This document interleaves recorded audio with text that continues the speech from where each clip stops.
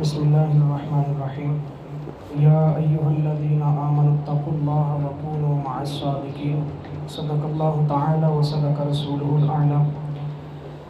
بلا تاخیر بلا تمہید آج کی اس محفل پاک کو ایک تو ماہانہ نسبت ہے اور دوسرا حضور سیدی فیض عالم حضرت داتا گنج بخش رحمۃ اللہ تعالی علیہ آپ کا عرس مبارک بھی جاری ہے۔ تو جیسا کہ قبلہ پیر صاحب نے فرمایا کہ ان کی تعلیمات کو اپنانے کی اشد ضرورت ہے۔ یہ جو آیت کریمہ میں نے پڑھی ہے نا، یہ 11واں پارہ ہے، سورۃ توبہ، آیت نمبر 119 ہے۔ اللہ تعالیٰ فرماتا ہے یا ایھا الذین آمنوا، اے ایمان والو۔ پتہ چلا یہ جو خطاب ہونے لگا نا، یہ غیر مسلموں کے لیے نہیں ہے، ان کو خطاب ہے جو ایمان والے ہیں۔ کیا ایک خطاب ہے؟ فرمایا کونوا مع الصادقین، فرمایا میرے سچوں کے ساتھ ہو جاؤ۔ اب یہ سچے کے ساتھ ہونے کا مطلب کیا ہے؟ ایک تو سچے کے ساتھ ہونے کا مطلب یہ ہے کہ پیر صاحب چلتے رہے میں بھی ان کے ساتھ ساتھ چلتا رہوں، تو ایسا تو ممکن ہی نہیں ہے کہ ایک بڑی ہستی چلتے رہے ساری زندگی دن رات ہو ان کے ساتھ ہو۔ ظاہر ہے ہر بندے کی انفرادی طور پر انڈیویجولی اپنی ذمہ داریاں ہوتی ہیں، ادھر اس کو جانا پڑتا ہے، تو اس کا مطلب یہ ہوا کہ یہ تو امپاسبل ہے۔ اب پھر کیا مطلب ہے؟ اس کا مطلب وہ ہے جو امام قرطبی رحمۃ اللہ تعالیٰ علیہ نے تفسیر قرطبی میں اس آیت کی تفسیر کر کے بتا دی۔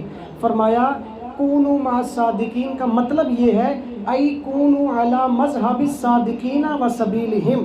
فرمایا اس کا مطلب یہ ہے کہ تمہارا عقیدہ، تمہارے نظریے اسلام کے متعلق، تمہارا پوائنٹ آف ویو وہ ہونا چاہیے جو ان اللہ والوں کا ہے۔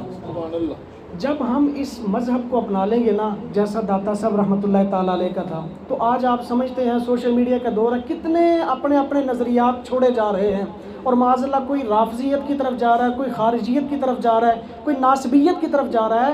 تو اللہ تعالیٰ نے فرمایا، اور امام قرطبی رحمۃ اللہ علیہ اس کی تفسیر کرتے ہیں، اس لفظ کو سمجھ لیا جائے تو الحمدللہ حضور سیدی فیض عالم جیسا عقیدہ ہمارا ہو جائے گا تو ہمارا ایمان بھی سلامت رہ جائے گا۔ فرمایا کونوا ای علی مذہب الصادقین، جیسا ان سچے لوگوں کا مذہب ہے، جو ان کا عقیدہ ہے، فرمایا وہ عقیدہ اپنا لو، وسبیلہم، اور جیسی ان کی سیرت ہے ان کی سیرت کو اپنا لو، تو فرمایا تم سچوں کے ساتھ ہو گئے ہو۔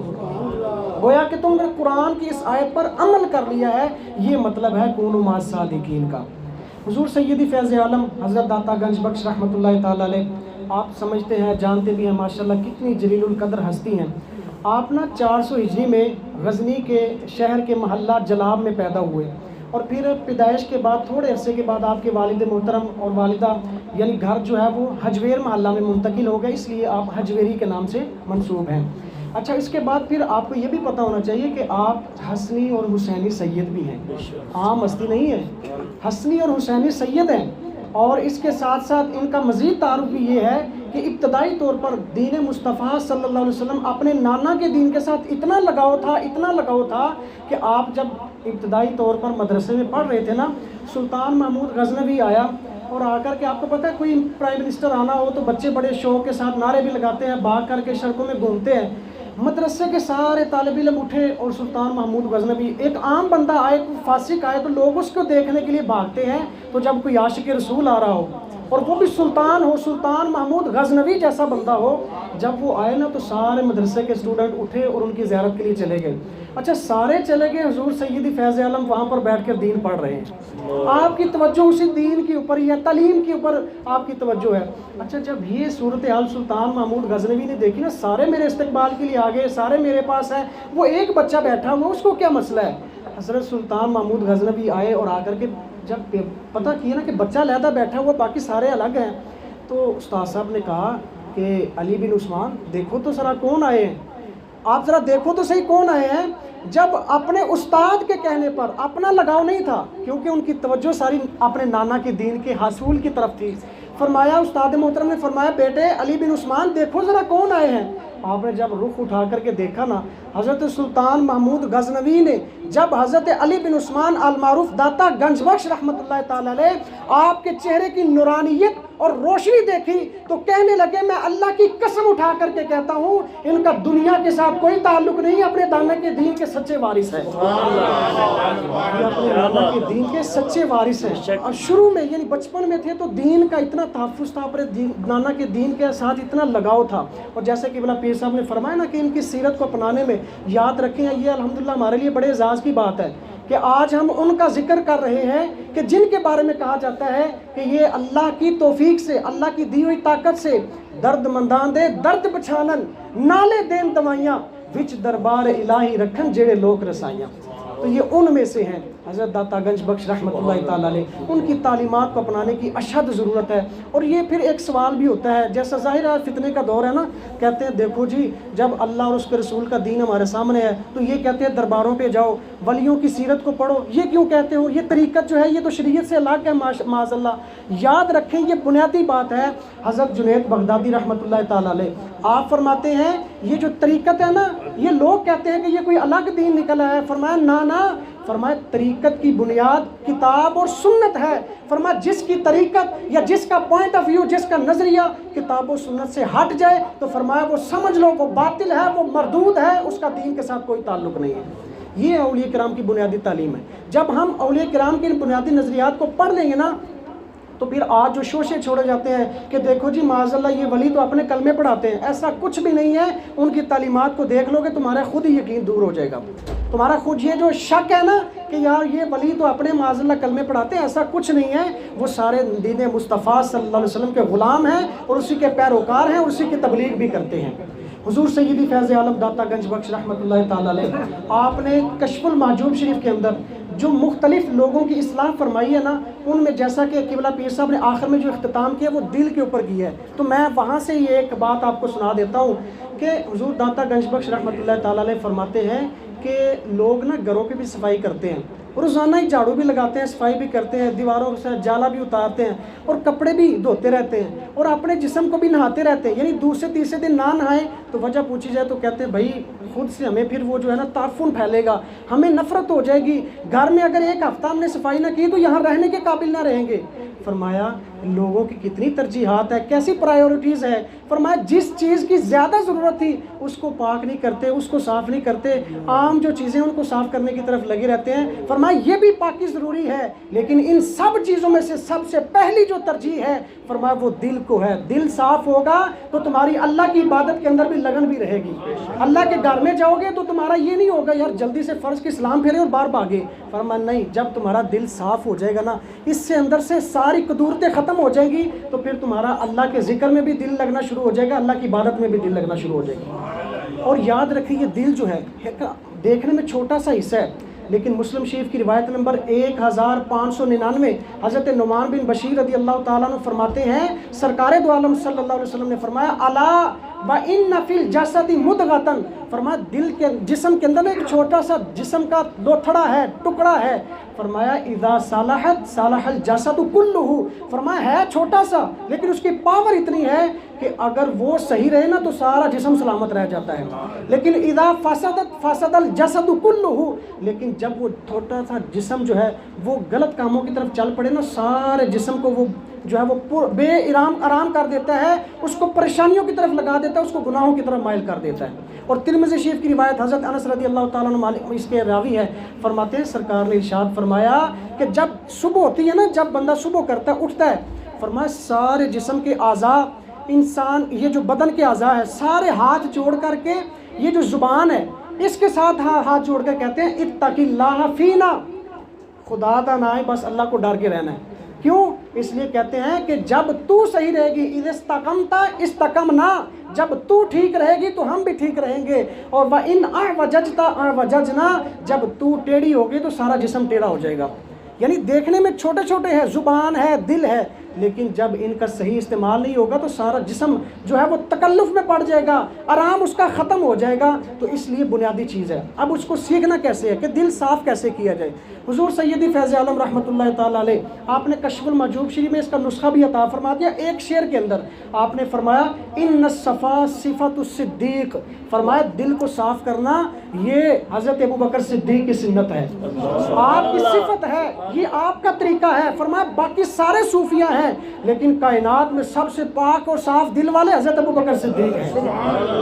صدیق اکبر زندہ باد، صدیق اکبر زندہ باد. اور آگے فرمایا ان اردت صوفین، اگر تو بھی اپنے دل کو صاف کرنا چاہتا ہے نا تو فرمایا الگ تحقیق ایک ہی کام ہے، حضرت ابوبکر صدیق جیسی محبت پیدا کر لو، حضرت ابوبکر صدیق جیسی دین کی پیروی تم اختیار کر لو. فرمایا اللہ تعالیٰ تمہارے دل کو بھی صاف کر دے گا. یہ حضور سیدی فیض عالم نے نسخہ عطا فرما دیا. اچھا اس کے ساتھ ساتھ ایک اور بات آپ کو بتا دوں، دین کی پیروی کتنی ضروری ہے. اب دین کی تبلیغ ہو رہی ہے نا، اب اس میں دیکھیں کہیں بھی آپ کو نظر نہیں آ رہا کہ معاذ اللہ داتا صاحب کہہ رہے ہیں کہ میرا کلمہ پڑھو. یہ لوگوں نے بس نا ایک اپنا ویورشپ لینے کے لیے، ٹرینڈنگ میں آنے کے لیے ڈرامے بازی ڈھونڈ لی ہوئی ہے. حالانکہ اولیاء کرام کی ایسی تعلیمات نہیں ہیں، اور جو بھی ولی اپنے آپ کو کہتا ہو اور ایسی تعلیم دیتا ہو ہم اس کو ولی مانتے نہیں ہیں. کیونکہ حضرت جنید بغدادی رحمۃ اللہ تعالیٰ علیہ آپ نے فیصلہ فرما دیا کہ ولایت ہے ہی یہ کہ کتاب و سنت کی پیروی کی جائے، یہ ولایت ہے. اچھا دین کی پیروی کتنی ضروری ہے یاد رکھیں. حضرت داتا گنج بخش رحمۃ اللہ تعالیٰ علیہ اس مثال کو بھی ذکر آپ فرماتے ہیں کہ دین کی پیروی بہت زیادہ ضروری ہے. لوگ اس کو بھی عام سمجھتے ہیں، اور اس کو سمجھنے کے لیے نا شیخ سعدی شیرازی رحمۃ اللہ تعالیٰ علیہ آپ نے اپنی حکایات میں اس کو نقل فرمایا. آپ فرماتے ہیں رود بار نامی علاقہ ہے، فرماتے ہیں میں وہاں پر پہنچا، وہاں پہنچ کر کے میں نے دیکھا کہ ایک بندہ ہے اور وہ چیتے کے اوپر سوار ہوا پڑا ہے. فرماتے ہیں میں دیکھ کر کے بڑا حیران ہوا، ڈر بھی گیا، اور چیتا اتنا جناب درندہ صفت بندہ جانور ہے، اس کے اوپر سوار ہو کے اور آرام سے وہ چل رہا ہے، سواری کر رہا ہے. آپ فرماتے ہیں میں اس کو دیکھ کر کے کانپ رہا تھا. اس کی نظر میرے پر پڑ گئی. اس نے کہا سعدی پریشان کیوں ہوتے ہو؟ کہا کہ بھی میں نے منظر ہی ایسا دیکھ لیا، پریشان کیوں نہ ہو؟ فرمایا پریشان ہونے کی ضرورت نہیں، کام چھوٹا سا ہے اور بڑا سادہ سا ہے. فرمایا دین مصطفیٰ کی پیروی کر لو، اللہ تعالیٰ ساری مخلوق کو تمہارے تابع کر دے گا. دین مصطفیٰ کی اہمیت اتنی ہے، جب بندہ اس کا دامن تھام لیتا ہے تو روح البیان کے اندر علامہ اسماعیل حقی رحمۃ اللہ تعالیٰ علیہ قول نقل فرماتے، فرمایا من کان للہ کان اللہ لہ. فرمایا جو اللہ کا ہو جاتا ہے، جو اللہ کے احکامات کی پیروی میں آ جاتا ہے، فرمایا اللہ تعالیٰ ساری مخلوقات کو اس کے تابع کر دیتا ہے. یہی وجہ ہے کہ اولیاء کرام جب اللہ تعالیٰ کی پیروی میں زندگی بسر کرتے ہیں تو پھر اللہ تعالیٰ ان کو ولایت میں ایسے ایسے اتھارٹیز عطا فرما دیتا ہے. جب یہ کسی مردے کو پاؤں لگاتے ہیں وہ بھی زندہ ہو جاتا ہے. یہ اللہ کے حکم سے ہوتا ہے.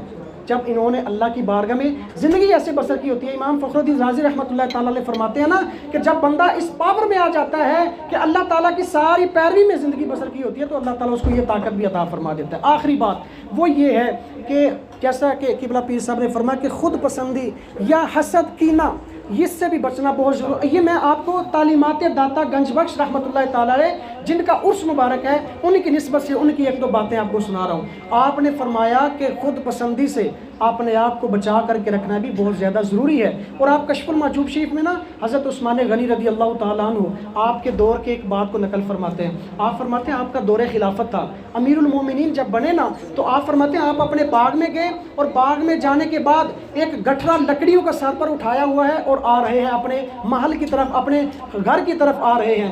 فرماتے ہیں جب لوگوں نے آتے دیکھا نا تو کہا حضور امیر المومنین ہے، 400 غلام آپ کے تابع ہیں. امیر المومنین ہے، 400 غلام آپ کے تابع ہیں. حضور آپ کسی کو بھی حکم فرما دیں تو وہ یہ گٹھرا اٹھا لیتا، آپ نے کیوں اتنی زحمت فرمائی ہے؟ آپ نے فرمایا بات وہ نہیں ہے، بات دراصل یہ ہے اريد ان اجرب نفسی. فرمایا میں صرف نا آج دیکھنا چاہتا تھا کہ عثمان جب خلیفہ نہیں بنا تھا تب تو بڑا عاجز بنتا تھا، آج خلیفہ بن گیا تو کہیں دل میں تکبر تو نہیں آ گیا. اريد ان اجرب نفسی، میں نے آج اپنے نفس کا، اپنی ذات کا تجربہ کرنا تھا، وہ مشاہدہ، وہ انالیسس کرنا تھا کہ کہیں میں دیکھوں کہ میرے اندر تکبر تو نہیں آ گیا. فرمایا الحمدللہ میں اللہ کا شکر ادا کیا ہے کہ جیسے پہلے تھا عثمان آج بھی ویسے ہی چل رہا ہے. یہ ہے اللہ والوں کی زندگیاں، یہ ہیں ان کی سیرتیں. اور یاد رکھیں اس سے خود پسندی سے، تکبر سے، حسد سے، کینے سے بچنے کا ایک آسان سا طریقہ ہے. نبی رحمت صلی اللہ تعالیٰ علیہ وسلم نے فرمایا اذا اراد اللہ بعبد خیرا، فرمایا جب کسی بندے سے اللہ تعالیٰ بھلائی کا ارادہ فرماتا ہے نا بصرہ بعیوب نفسہ، فرمایا اللہ تعالیٰ اس بندے کو اپنے عیبوں کی تلاش میں لگا دیتا ہے. یعنی وہ لوگوں کے عیب ڈھونڈنے سے बेजार हो जाता है। वो कहते ना बुरे नू मैं ढूंढन चलिया ते बुरा ना लपा कोई, जब अपने अंदर चाहती मारी तो मैं तो बुरा ना कोई।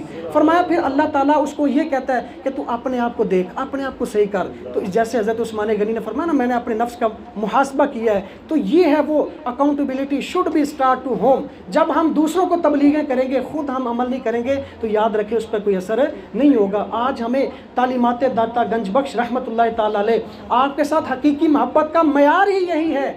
नबी पाक सल्लल्लाहु अलैहि वसल्लम के साथ भी हकीकत मयार का मोहब्बत का मयार यही है कि सरकार से हकीकी मोहब्बत की जाए। मोहब्बत कैसे है? उनके अहकामात, उनकी सुन्नत की पैरवी की जाए। और दाता गंज बख्श से मोहब्बत का मयार क्या है कि आपकी सीरत को अपनाया जाए। अल्लाह ताला की बारगाह में दुआ करते हैं, अल्लाह ताला हम सबको औलिया किराम की इन पकीज़ा सुन्नतों से हम सबको अमल हासिल करने की तौफीक अता फरमाए और इन्हीं की सीरतों को अपनाते हुए ज़िंदगी बसर करने की तौफीक अता फरमाए। आमीन।